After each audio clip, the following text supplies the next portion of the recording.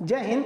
देखिए, ट्विटर को लेके जो विवाद चल रहा है उसको हम समझते हैं, और ओटीटी प्लेटफॉर्म के लिए सरकार ने जो गाइडलाइंस बनाए थे उसके लिए क्या सही है और क्या गलत है इसके बारे में समझते हैं हम लोग।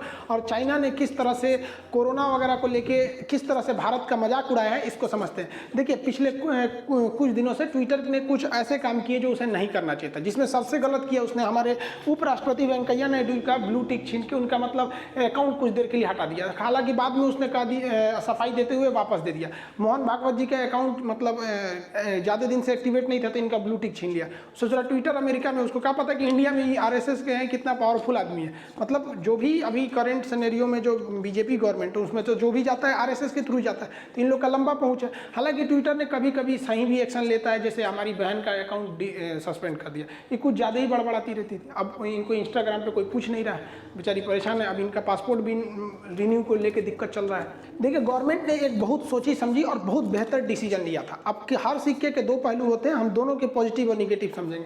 गवर्नमेंट ने 2021 में एक नया कानून लाया, बिल पास किया, जिसका नाम था information technology intermediary guidelines and digital media ethics code rule 2021। अभी इतना लंबा चौड़ा नियम है, इसको बस समझिए कि ये नियम आया जो इसमें ये दोनों चीज़ को कवर करता है। एक ओटीटी प्लेटफॉर्म को करता है, अब ये और सोशल मीडिया दोनों को करता है वहाँ पर। अब ये ओटीटी प्लेटफॉर्म क्या होते हैं? ओवर द टॉप, जैसे पेंडेमिक आया, लॉकडाउन हुआ, सिनेमा घर में मूवियाँ शूट दिखानी बंद हो गई क्योंकि सिनेमा घर बंद हो गए थे।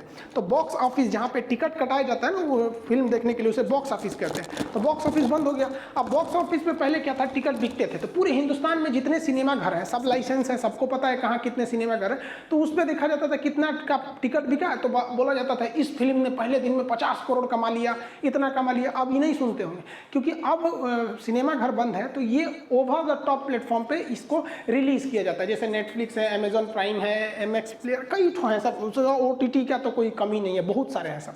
अब ये ओटीटी वाले क्या करते हैं, ये फिल्म को खरीद लेते हैं, एक फिक्स अमाउंट दे देते हैं कि भैया ये लो और तुम हमें अपनी फिल्म भेज दो, इतना लेके तुम चले जाओ। अब ये ओटीटी वाले कैसे कमाते हैं लोग? अब ये कैसे कमाते हैं, तो ये हम लोग से मंथली सब्सक्रिप्शन ले लेते हैं, 200-300 जिस हिसाब से रेंज है, या फिर साल भर का ले लेते हैं। कुछ ऐसे भी ओटीटी प्लेटफॉर्म है जो यूट्यूब की तरह काम करते हैं। आप वहाँ मूवी देख सकते हैं, पैसे नहीं लगेंगे, बट बीच बीच में एड्स यानी प्रचार आने लगते हैं सब। जैसे यूट्यूब को भी देखिए ना, अगर आप एक मंथली सब्सक्रिप्शन ले लेते हैं यूट्यूब का, जिसे यूट्यूब प्रीमियम कहते हैं, तो आप प्रीमियम ले लेते हैं तो यूट्यूब को कुछ पैसे दे देते हैं, वो आपको ऐड नहीं दिखाता है, केवल आपको काम लायक चीज़ें दिखाएगा, बीच में ऐड नहीं आएंगे। तो ये ओटीटी प्लेटफॉर्म कभी कभी अपनी मर्यादा को हिल जाते थे। कुछ ऐसे फिल्म दिखाने लगते थे बिल्कुल अश्लीलता थी या गाली गलौज बहुत ज़्यादा था। अब घर में लड़के भी रहते थे तो गवर्नमेंट के ऊपर बहुत प्रेशर भी पड़ता था। इसी के लिए कंडक्ट करने के लिए लाया गया था इस चीज़ को। तो इसमें काफ़ी सारे सुधार किए गए हैं इस ओटीटी प्लेटफॉर्म में। अब इसमें कई सुधार है। अब जिसके तहत आपको पहले जो फिल्म सर्टिफिकेशन दिया जाता है, central board of film certification के द्वारा दिया जाता है, इसे CBFC। किसी भी मूवी को स्टार्ट होने से पहले इस तरह से एक सर्टिफिकेट देखते होंगे, जिसमें आप अगर देखेंगे अ या यू, ये यू सर्टिफिकेट का मतलब होता है यूनिवर्सल। इसको हम लोग कहते हैं अनरेस्ट्रिक्टेड। यूनिवर्सल या अनरेस्ट्रिक्टेड मतलब ऐसी मूवी में कोई भी गलत चीज़ें नहीं रहती हैं, नहीं, मतलब एकदम पारिवारिक मूवी, जैसे बागवान कितनी बेहतरीन मूवी है, तो वैसी मूवियों में यू सर्टिफिकेट दे। उसी कैटेगरी की जितनी अच्छी मूवियाँ रहती हैं उनको यू कैटेगरी दे दिया जाता है। लेकिन कुछ इसी से मिलती जुलती और भी कैटेगरी रहती है जिसे हम लोग कहते हैं UA। ये यू का ही है। इसे कहा जाता है कि unrestricted with caution of as.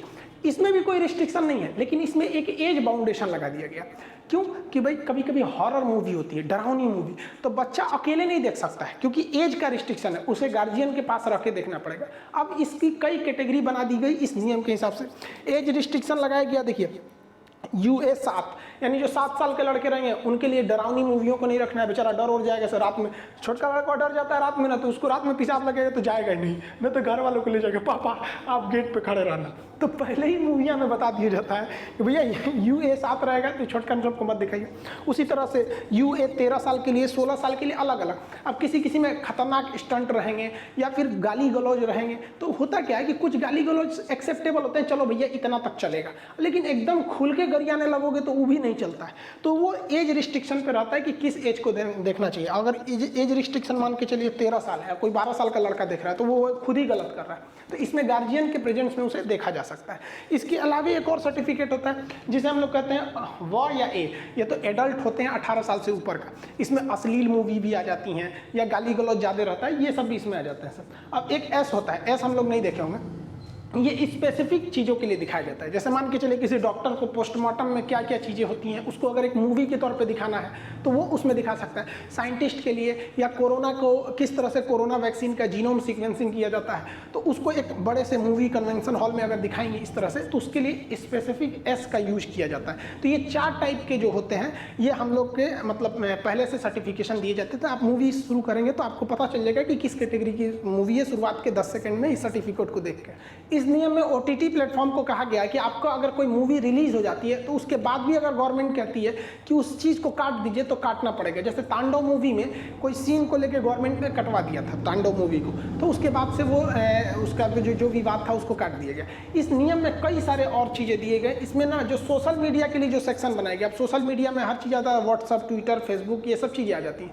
तो उसमें नियम काफ़ी अच्छा गवर्नमेंट ने बनाया। सबसे पहले उन्होंने कहा कि भाई आपको फर्स्ट ओरिजिनेटर का पता करना पड़ेगा कि सबसे पहले इसको किसने डाला। जैसे किसी वीडियो से बवाल मचता है तो सबसे पहले किसने डाला, या किसी पोस्टर से होता है तो किसका, तो ओरिजिनेटर का पता चल जाएगा। उसके बाद इसने कहा कि एक ऑफिसर आपको क्या करना पड़ेगा, इंडिया में क्या करना पड़ेगा, अपॉइंट करना पड़ेगा, जो ग्रीवांसेस यानी शिकायतें सुने लोगों की कि भैया इस चीज़ को हटाना है यहाँ है। अब उसको क्या करना पड़ेगा, 15 दिन में आपको उस शिकायत को हटाना पड़ेगा। बहुत बार ऐसा होता है किसी के एमएमएस वायरल कर दो, बेचारा का पूरा लाइफ खराब हो जाता है। तो ऐसे चीज़ों को 15 दिन के अंदर अंदर आपको हटाना पड़ जाएगा। ये गवर्नमेंट ने इस नियम में कहा था जो बिल्कुल बेहतरीन था। इसके अलावा कहा था गवर्नमेंट ने कि मंथली आपको रिपोर्ट फाइल करना पड़ेगा कि इस महीने आपने किस कैटेगरी के शिकायतों को हटाया, ताकि गवर्नमेंट उस पर और अच्छे से नज़र रखे कि किस कैटेगरी के शिकायत आ रहे हैं। जैसे किसी के एमएमएस का या धार्मिक टिप्पणी कर देना या किसी की राजनीतिक टिप्पणी करके छवि खराब कर देना, उस टाइप के ये चीज़ों को इसमें कहा गया था। तो ये तो बेहतरीन बात थी। अब सारे सोशल मीडिया ने इसे मान लिया, ट्विटर ने इसको नहीं मान रहा था। हालांकि इसमें एक और चीज़ थी जो गवर्नमेंट यहाँ छुपा रही है। गवर्नमेंट ने कहा था कि अगर हमें कोई चीज़ अनअप्रोप्रिएट लगेगी, ऐसा लगेगा कि ये चीज़ ठीक नहीं है, तो आपको वो चीज़ें भी हटानी पड़ेगी। तो ट्विटर ने कहा कि इस तरह से तो आपने तो कोई डिफिनेशन ही नहीं दिया ना कि आपको कौन सा चीज़ अच्छा लगता है या कौन सा चीज़ खराब लगता है। तो आप तो किसी चीज़ को कहेंगे हटा दीजिए, तो फिर हमारा तो एक तरह से आप मेरे मुँह पर लगाम लगा दिए आप यहाँ पे। इस पर हम आगे आते हैं, अभी चर्चा करेंगे। तो गवर्नमेंट की बात ट्विटर नहीं मान रहा था। तो हालांकि ट्विटर को भी देखिएगा, उसका भी कहना 100% गलत नहीं था, क्योंकि गवर्नमेंट पहले डिसाइड करेगी ना कि हम ये कैटेगरी बोलेंगे तो तुम उसे हटा देना। लेकिन गवर्नमेंट ने सीधा ये कह रही है कि हमको जो चीज़ अनअप्रोप्रिएट लगेगी हम आपको बोलेंगे आप 24 घंटे के अंदर उसको हटाइए। यहाँ पे ये तो भाई फिक्स कीजिएगा ना किस चीज़ को हटाएंगे। उस तरह पता चला कि कोई बात सही भी है, पब्लिक की कोई डिमांड है, गवर्नमेंट ने कहा कि भाई इससे तो हमारी छवि खराब करेगी, ट्विटर को कहो तो हटा दे, तो ऐसा भी नहीं चलेगा। तो बड़ा सारा घमासान हुआ इसमें लेके। तो ट्विटर मान ही नहीं रहा था, बाकी सब मान गए। तो गवर्नमेंट ने ना ट्विटर को भी कमज़ोर नस पकड़ लिया। 2002 में इंफॉर्मेशन टेक्नोलॉजी एक्ट सन 2000 में एक नियम आया था जिसमें कई सारे सेक्शन थे। उसका जो सेक्शन 79 था ये किसी भी सोशल मीडिया को बड़ा अच्छा आज़ादी देता था। इसमें कहा गया था कि एन इंटरमीडियरी, मतलब जो सोशल मीडिया प्लेटफॉर्म है, नॉट टू बी लाइबल, वो जिम्मेदार नहीं है for any third party information, कि अगर उस पर कोई थर्ड पार्टी इंफॉर्मेशन, डाटा और कम्युनिकेशन लिंक मेड अवेलेबल और होस्टेड बाई हिम। यानी अगर कोई व्यक्ति फेसबुक पे कोई कमेंट करता है या फेसबुक पे कोई पोस्ट डालता है, उस पोस्ट से बवाल होता है, तो इसके लिए फेसबुक इंटरमीडियरी जिम्मेदार नहीं है, बल्कि जो पोस्ट करने वाला व्यक्ति है वो जिम्मेदार है। तो ये सारे सोशल मीडिया को ये अधिकार मिला था। गवर्नमेंट ने ट्विटर से ये अधिकार छीन लिया, कहा कि ना अब ट्विटर पे भी केस हो जाएगा, क्योंकि ट्विटर हमारी ये बातें नहीं मान रहा है तो उस पर भी केस हो जाएगा। तो ट्विटर का मन ठंडा गया कि ना ना ना भाई, हम आपका ये वाला भी बात मानेंगे, हमको ये वाला भी प्रोटेक्शन दीजिएगा। इसलिए ट्विटर पे भी केस होना चालू हो गया सब यहाँ पर। समझ में आ रहा है कि नहीं आ रहा है? तो इसमें देखिए हम लोग को भी सोच समझ के रखना चाहिए, क्योंकि गवर्नमेंट जो है वो ट्विटर को पूरी तरह से बैन नहीं करेगी, क्योंकि मोदी जी और उनके पूरे मंत्रिमंडल को पता है कि ये सोशल मीडिया की ज़रूरत कितनी है। और इन लोगों का कैंपेन भी देखेंगे तो सोशल मीडिया पे बहुत ज़्यादा रहता है, बट ये पूरी तरह से खुला छूट भी नहीं देना चाहते। नाइजीरिया ने क्या किया है, ट्विटर को बैन लगा दिया। इंडिया में बैन नहीं होगा, बल्कि पैरेलल कू ऐप को भी क्या किया जाएगा, प्रमोट किया जाएगा। बट कू उस तरह से सक्सेस नहीं हो पा रहा है जिस तरह से ट्विटर है, और कू की बातों को भी उस तरह से नहीं सुना जा रहा है जिस तरह से ट्विटर की बात को, क्योंकि ट्विटर पर जब आप कुछ कहते हैं तो पूरी दुनिया देख सकती है। अब ये कू उस तरह से पूरी दुनिया में है नहीं पे। तो कई बार ऐसा होता है कि दुनिया में इस चीज़ की बदनामी ना हो, इसलिए आदमी जल्दी सरकार उस बातों को सुन लेती है। जैसे कभी कभी कोई चीज़ होता है ना कि जब समाज में ना आए इसलिए जल्दी से निपटा दो इस चीज़ को, तो ये भी है। अब गवर्नमेंट अगर यहाँ ऐसा कहेगी कि हम जो चीज़ों को बोलेंगे तुम उसे हटा दो, तो इसका मिसयूज भी हो सकता है। जैसे आप याद कीजिए, आज से 6 महीना पहले मोदी रोजगार दो, पूरे इंडिया के टीचरों ने इसका ट्रेंड चलाया, मोदी रोजगार दो, पॉलिटिकल में नंबर 1 ट्रेंड किया था।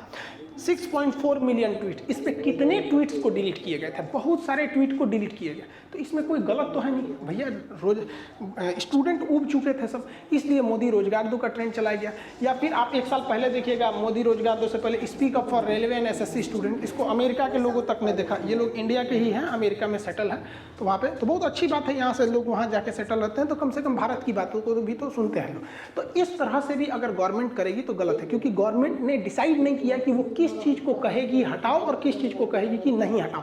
लेकिन यहाँ पे गवर्नमेंट हावी पड़ेगी, क्योंकि हमारा देश है तो नियम हमारा ही लगेगा। बाकी अगर इस कानून में ये जोड़ दिया जाए कि एक लिस्ट बना दिया जाए कि इस चीज़ों के रिलेटेड हम चीज़ों को अगर बोलेंगे तो आप हटाइएगा, तो ये कानून एकदम बेस्ट है। इसमें 90% ये बहुत अच्छा कानून है, क्योंकि हर चीज़ हमें मिल रहा है। बट एक वही है ना कि 10% की वजह से थोड़ा सा दिक्कत हो रहा है। आप अगर फेसबुक और यूट्यूब पर चिल्लाइएगा ना पेट्रोलियम का दाम महंगा हो गया, पेट्रोल का, सरसों तेल का, तो उतना ज़्यादा इफेक्ट नहीं पड़ेगा। लेकिन अगर ट्विटर पे अगर नंबर 1 ट्रेंड चला गया तो बहुत ज़्यादा इसका इफेक्ट देखने को मिलता है। ये बात हकीकत में भी है। अब आप बताइए भाई, ये सरसों का तेल ये गरीब लोग कहाँ से 200 रुपये लीटर में है यूज करेंगे, बहुत दिक्कत हो जाता है। अब पेट्रोल का प्राइस भैया 100 रुपया हिल गया, ये बहुत गड़बड़ है। ऐसा नहीं है कि मजबूरी में हिला है, ऐसा नहीं है, क्योंकि गवर्नमेंट ने पेट्रोलियम कंपनियों को छूट दे दिया कि मतलब वो उसके ऊपर डिपेंड कर दिया कि अगर इंटरनेशनल में थोड़ा भी ऊपर नीचे होता है तो आप भी घटा बढ़ा सकते हैं। एक महीना में 15-17 बार अगर पेट्रोल के दाम में बढ़ोतरी और उसको कंट्रोल किया जाता है तो गड़बड़ बात है।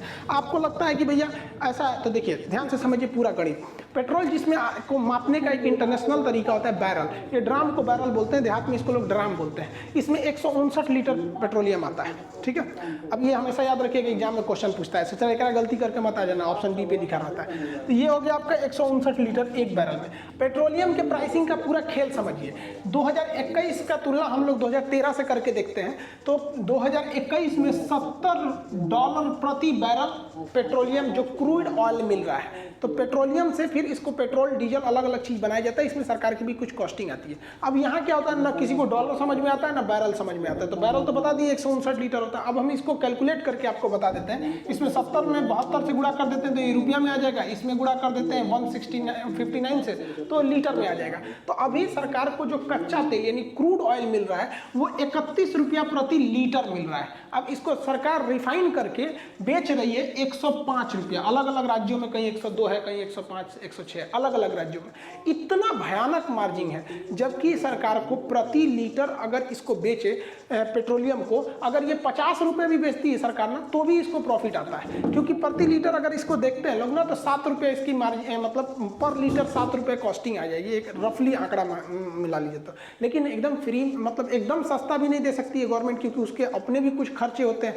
भले बोल दिया गया है कि वैक्सीन देंगे फ्री में, तो वैक्सीन का पैसा नहीं लेंगे तो कहीं और से पैसा लेंगे। तो इतना लंबा मार्जिन रखा गया है पेट्रोलियम पर। अब आप इसकी तुलना करिए पहले के वक्त में, 2013 में इंटरनेशनल मार्केट में क्रूड ऑयल का प्राइसिंग बहुत हाई था। उस समय $110 प्रति बैरल पेट्रोल था, तो पेट्रोलियम मतलब क्रूड ऑयल था। अगर इसको हम चेंज करते हैं इसी फॉर्मूला से, तो उस वक्त पेट्रोल था 49 रुपये प्रति लीटर, गवर्नमेंट को आता था। अब इसको रिफाइन वगैरह करके गवर्नमेंट इसमें करके टोटल इसे 80 रुपये में बेचती थी। तो उस वक्त गवर्नमेंट का मुनाफा ज़्यादा नहीं रखा गया था पेट्रोल पे, जबकि अभी बहुत भयानक मुनाफा है। अब ये ओपन मार्केट में आप इस डाटा को आराम से देख सकते हैं, ऐसा नहीं है कि इसको कोई छुपाएगा, पूरी ट्रांसपेरेंट रहती है कितना रेट रहता है। तो यहाँ इस वजह से थोड़ा सा पेट्रोलियम ज़्यादा हो जाता है। अब भाई जो इंसान EMI पे गाड़ी लिया है बेचारा, अब वो छोटी मोटी जो ड्यूटी करते हैं लोग, 15-20 हज़ार जिनकी सैलरी रहती है, तो कहाँ से भरवा पाएंगे 110 रुपये 105 रुपये लीटर पेट्रोलियम। अब ये सब चीज़ें जब ट्विटर पे जाने लगती है तो गवर्नमेंट पर प्रेशर पड़ता है। ऐसा नहीं है कि गवर्नमेंट सुधार नहीं सकती है, इससे बुरे बुरे दिन हम लोग देखे हैं। लोग 1991 में भारत का सबसे काला दिन था। उस समय प्रधानमंत्री PV नरसिम्हा राव थे और वित्त मंत्री थे आपके ये मनमोहन सिंह के पास था वहाँ पे। तो उस समय हम लोग के पास केवल $3 बिलियन फॉरेन रिजर्व था। अभी के वक्त में कितना है, $605 बिलियन है, लेकिन उस वक्त केवल $3 बिलियन, यानी हमारे पास केवल 15 दिन का पैसा बचा था। तो हम उस स्थिति से भी उभर के आ गए क्योंकि अच्छे स्टेप लिए। उसके बाद गुजराल साहब आए, लुकिस्ट पॉलिसी पे ज़्यादा ध्यान दिए, फिर अटल बिहारी वाजपेयी आए, मनमोहन सिंह आए, अब मोदी जी चला रहे हैं। तो अभी के वक्त में ना इकोनॉमी बहुत अच्छे से संभालने वाला कोई दूर दूर तक दिखाई नहीं दे रहा है। अब इकोनॉमिस्ट में थोड़ी सी कमी है यहाँ पर। जिस तरह से मनमोहन सिंह का स्पेशली पूरी दुनिया जानती है उसको इकोनॉमी के हिसाब से, क्योंकि उनके जो इकोनॉमिस्ट हैं, जो उनकी सोच समझते हैं, उनकी तो विपक्ष भी बात बोलते हैं इस बात को। उस कैटेगरी का भी इकोनॉमी संभालने वाला नहीं मिल पा रहा है। लेकिन उनके इकोनॉमी में भी घोटाले सबसे भयानक हो गए थे। अब महंगाई बढ़ाने के लिए विपक्ष भी कम नहीं है। अब विपक्ष एक बार मोदी जी से गलती क्या हो गया, बोल दिए कि पकौड़ा बेचना भी रोजगार है। अब विपक्ष वाले हर चौराहे पे पकौड़ा छानने लगते थे सब, मोदी जी को बदनाम करने लगते थे सब, प्रधानमंत्री वगैरह। अगर आपके GTV स्टूडियो के बाहर कोई पकौड़े बेचता है और शाम को 200 रुपया कमा करके घर जाता है, उस व्यक्ति को आप रोजगार मानोगे कि नहीं मानोगे? अरे भाई, सबसे मिस्टेक हो जाता है, हमारे मोदी जी से भी हो गया, लेकिन विपक्ष पीछे ही पड़ गया। मोदी जी ने कहा रुको बताते हैं, सरसों तेल के रेट बढ़ा दिए, ले अब 200 रुपया, अब तो छाने तो पकौड़ा। यहाँ पे सब शांत हो गए लोग छानने वाले। ये विपक्ष वाले कम नहीं है सब, यहाँ पर पकौड़ा छानने के लिए बदनाम कर देता है सब। शायरी सुनिए एक ठो, हमें तो सरसों तेल ने लूटा, पेट्रोल में कहाँ दम था, मेरा पकौड़ा भी नहीं डूबा क्योंकि कढ़ाई में तेल कम था। तो सारे विपक्ष वाले जो बदनाम कर रहे थे लोग ना, देखो आप भुगतो, इसलिए कहते हैं सब सॉरी बोलो, चलो मोदी जी से सॉरी बोलो, सॉरी मोदी जी, अब कोई नहीं बोलेगा ये सब पकौड़ा उकड़ा वाला बात, आप मान जाइए प्लीज़, गुस्सा मत होइए, मान जाइए, सॉरी कर रहे हैं, इसका सरसों तेल नीचे कर दीजिए, बहुत महंगा हो गया, गरीब इंसान बेचारा मर जाएगा, कहाँ से खाएगा वहाँ पे। अब सोचिए गरीबी कितनी भयानक है इंडिया में। ये समझिए कि लॉकडाउन में जनधन योजना में 500 रुपया आया अकाउंट में, ऐसे 500 करके गवर्नमेंट कई बार भेजी।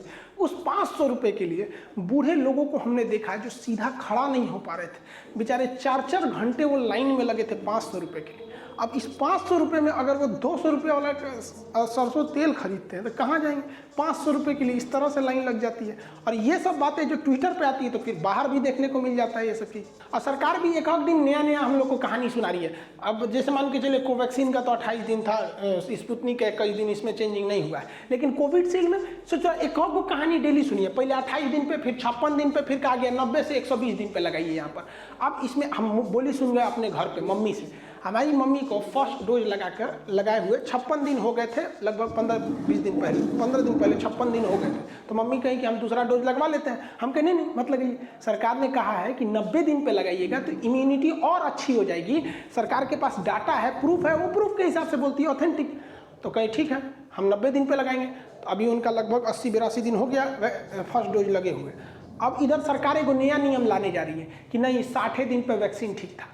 हमारी मम्मी 56 दिन पे लगवाने जा रही थी, हम रोक के उनको लगा दिया, अभी हेल गया 80 दिन हेल गया। अब मम्मी हमको करिए तोरा पढ़े ले कौन फायदा, तोरा कुछ आता पता नहीं है यहाँ पे। हम कहिए भाई हम कोनो वैज्ञानिक थोड़े हैं, गवर्नमेंट के ऑफिशियल डाटा से हमको लगा पूरा रिसर्च करके किया होगा। अब बोली सुन गए हम यहाँ पर। अब सरकार कह रही है कि विपक्ष बदनाम कर रहा है, गलत अफवाह फैला रहा है। तो एक काम कीजिए, आप ये जो मोबाइल पे कोरोना वाला कॉलर ट्यून बजता है ना, इसको हटा के और कहिए कि सरकार की हर नीतियाँ अच्छी हैं, हर एक डाटा एकदम अच्छा है, आप विपक्ष के बहकावे में मत आए। अब ये कॉलर ट्यून बचेगा यहाँ पर। भाई आप एगो फिक्स कीजिए ना कि पूरा पब्लिक परेशान है, नहीं तो कुछ दिन में सरकार क्या कहेगी, एक के साथ दोनों वैक्सीन लगा लो, एगो दाहिना हाथ में एगो बायां हाथ में, एगो पीछे लगा लो, बूस्टर उड़ जाए एकदम, corona proof, bullet proof, water proof. अभी कोरोना का दर्द कम नहीं हुआ था, हमारा पड़ोसी चाइना इतना गलत काम किया है कि उसने अपनी जो भोंपू मीडिया है उसकी ग्लोबल टाइम्स, मतलब उस जो देखिए ग्लोबल टाइम्स में वही छपेगा जो सरकार बोलेगी। उसने G7 की जो मीटिंग हुई थी, हम पिछले वीडियो में बताए थे कि चाइना के खिलाफ किस तरह BBBW प्रोग्राम चलाएगा, उससे बौखलाया, इतना खराब कार्टून बनाया, पूरी दुनिया को बुरा लगा होगा। ईसाई धर्म के इसमें मतलब कार्टून बना दिया गया यहाँ पे। अब ईसाई धर्म का एक लास्ट सपर एक बहुत फेमस ये एक आर्ट था, लियोनार्डो दा विंची। इसमें ईसा मसीह को लास्ट में यही दिखाया गया कि यहीं पे वो लास्ट में अपने अनुयायियों के साथ भोजन वगैरह कर रहे थे। ये काफ़ी फेमस है ईसाई धर्म के लिए। अब चाइना इसकी तुलना G7 की मीटिंग से किया। अब इसमें उसने क्या किया कि लास्ट सपर का सेम वो लगाया और यहाँ बीच में अमेरिका को बैठाया। हम आपको बताए थे कि अमेरिका ही इसकी अगुवाई कर रहा है जो BBBW प्रोग्राम में, जिसमें भारत भी को भी शामिल करने की बात की गई। अब अमेरिका को बैठाया, इसके बगल में जापान को कुत्ता बना बना के बैठा दिया, इधर ब्रिटेन को बनाया, कनाडा को, किसको बनाया, फ्रांस वगैरह को, इससे बहस नहीं है। लेकिन भारत को इसने स्टेबल पे नहीं बैठाया, क्योंकि हम आपको कल के वीडियो में बताए थे कि G7 का भारत परमानेंट मेंबर नहीं है, वो पर्यवेक्षक है, उसमें शामिल होता है। तो देखिए भारत को उसने हाथी का शक्ल दिया और यहाँ नीचे बैठाया जमीन पर, क्योंकि भारतीय अर्थव्यवस्था को हाथी से तुलना किया जाता है, क्योंकि हमारी इकोनॉमी बहुत बड़ी है बट हाथी की तरह धीमे धीमे चलती है। तो इस चोट्टे ने हाथी का शक्ल दिया यहाँ पर। हम आपको जूम करके दिखाते हैं, आपका खून खोल जाएगा। देखिए इस हरामीपन को, इसको ये हम जूम करते हैं। इन लोगों के साथ क्या किया, ये इनके देश का मैटर, इनको मुर्गा बनाया, किसी को भालू सियार बनाया, वो अलग मैटर। हमारे देश को देखें, हमें हाथी से कोई ऐतराज नहीं है, गजराज से हमें, लेकिन इस सुअर के बच्चे ने इस हाथी के पीछे ऑक्सीजन सिलेंडर लगाया।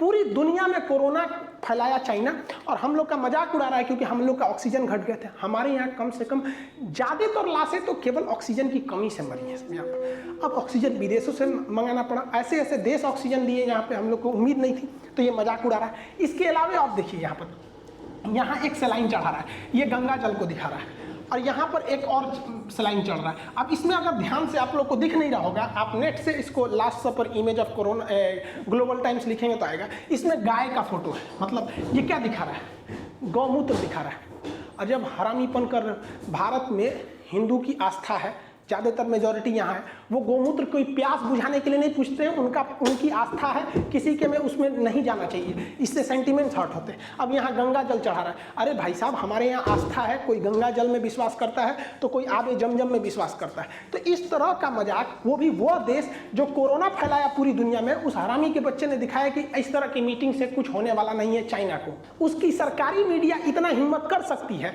क्योंकि चीन की मीडिया जो लिखती है वो ये माना जाता है कि चीन की सरकार के कहने पे लिखी है, क्योंकि वहां मीडिया का पूरा कंट्रोल है। लेकिन भारत की मीडिया स्वतंत्र है, लेकिन इनको आपस में लड़ाने से फुर्सत नहीं मिलता है। अकलेल बकलेल को दुगो को बैठा के आपस में लड़वाएगा सब। इस तरह का मैगजीन क्या हमारे फ्रंट पेज पे छप सकता है? Father of corona, father day के दिन सबसे अच्छा इमेज अगर कुछ हो सकता है तो ये हो सकता है। हमारे न्यूज़पेपर पे ये छपना चाहिए कि चाइना का बेटा जो कौन, शी जिनपिंग का बेटा कोरोना है, इससे अच्छा फादर कौन हो सकता है? इसका बेटे ने पूरी दुनिया में तबाही मचाई। लेकिन नहीं, हम लोग चाइना का नाम आता है तो सोच समझ के काम करने लगते हैं। हम लोग को भी एग्रेशन दिखाना चाहिए। भारत यहाँ कुछ खास स्टेप नहीं ले लेता है, वहां पर खुल के बोलना चाहिए कि ये कोरोना जो है चाइना की देन है, वो वुहान लैब से लीक हुआ था। जब श्रीलंका में हो रहे अत्याचार की जांच एलटीटी के खिलाफ यूएनओ में हो सकता है, आतंकवाद के खिलाफ जांच यूएनओ में हो सकता है, हमास इजराइल का मामला, इजराइल ने कितने रॉकेट मारे, कितने मिसाइल मारे, इसकी जांच अगर यूएनओ में हो सकती है तो बताइए कोरोना की वजह से चाइना ने इतना कोरोना फैलाया, लाखों करोड़ों लोग की जान गई, इसकी जांच क्यों नहीं होगी यूएनओ में? और अगर यूएनओ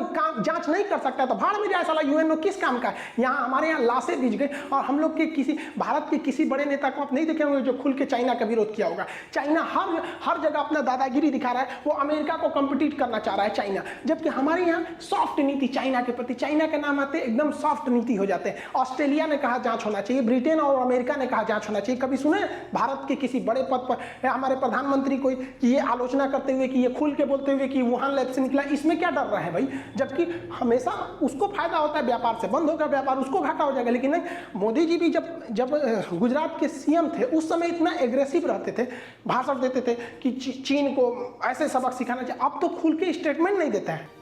हमारी सीमा पर चाइना घुस गया, जब उसकी बड़ी टेंशन थी, चर्चा थी उस समय, और उसी इश्यू को लेकर के हमारे फॉरेन मिनिस्टर चाइना गए। चाइना जाके क्या बोले?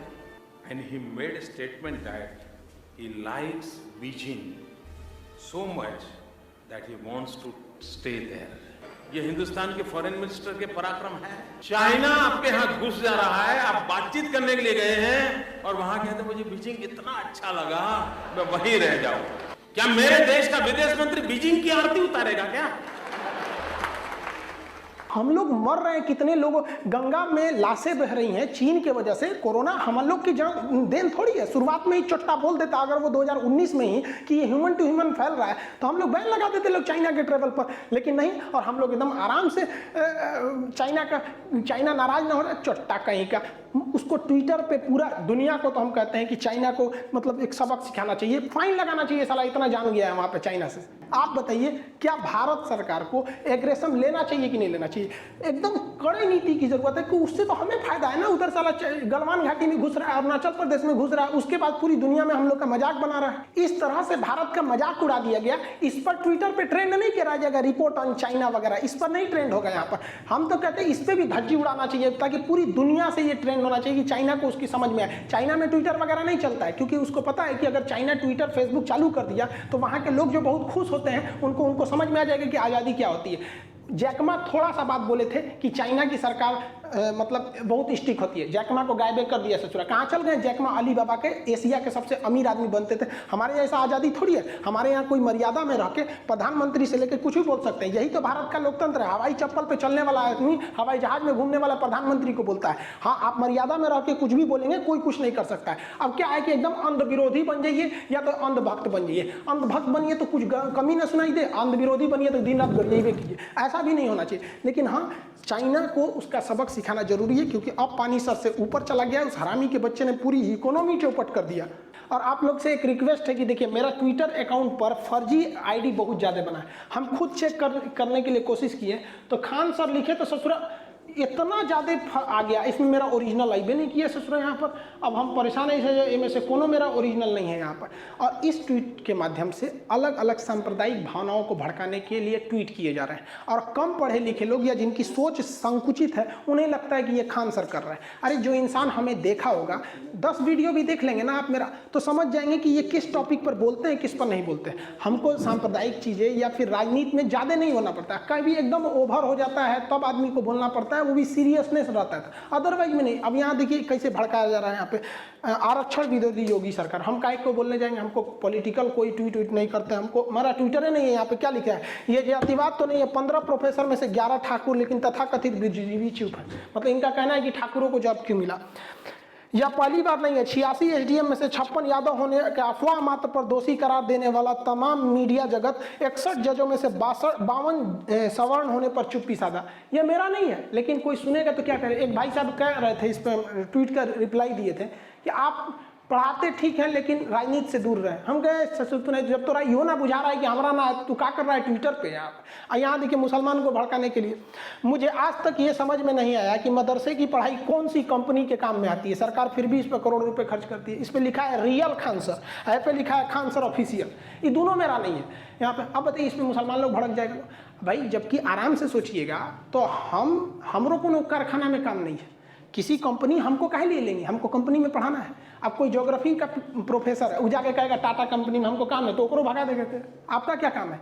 तो किसी भी कंपनी में लिटरेचर का भी कोई काम नहीं रहता है। अब कोई शंकराचार्य आचार्य जी हैं, वो जाके कहेंगे कि टाटा कंपनी में काम। कंपनी में टेक्निकल आदमी का काम होता है। लेकिन इस तरह से कोई जवाब नहीं देता है।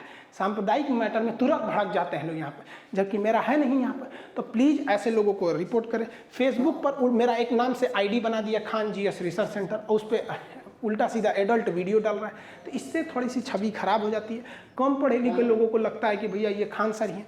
आप सबको हम कहते हैं कि भैया देखिए, डिस्क्रिप्शन में हम आपको ट्विटर का लिंक दे देंगे। मेरा ट्विटर अकाउंट है Khan GS research centre @Khan sir Patna. @ लिखेंगे तो खान सर पटना। डिस्क्रिप्शन में उसका लिंक दे देंगे, उसको जाके फॉलो कर लेंगे। तो ट्विटर को हम भी क्या करें, हम सोचते हैं कि कई बार ऐसी घटनाएं होती हैं जो हम सोचते हैं बनाना, लेकिन उसको बार बार यूट्यूब पर नहीं बना सकते, क्योंकि यूट्यूब पर बनाने के लिए एटलीस्ट 15-20 मिनट की वीडियोस होनी चाहिए। तो कुछ छोटे वीडियो 5-7 मिनट के रहते हैं, तो उसको सोचते हैं कि ट्विटर पे डाल दें।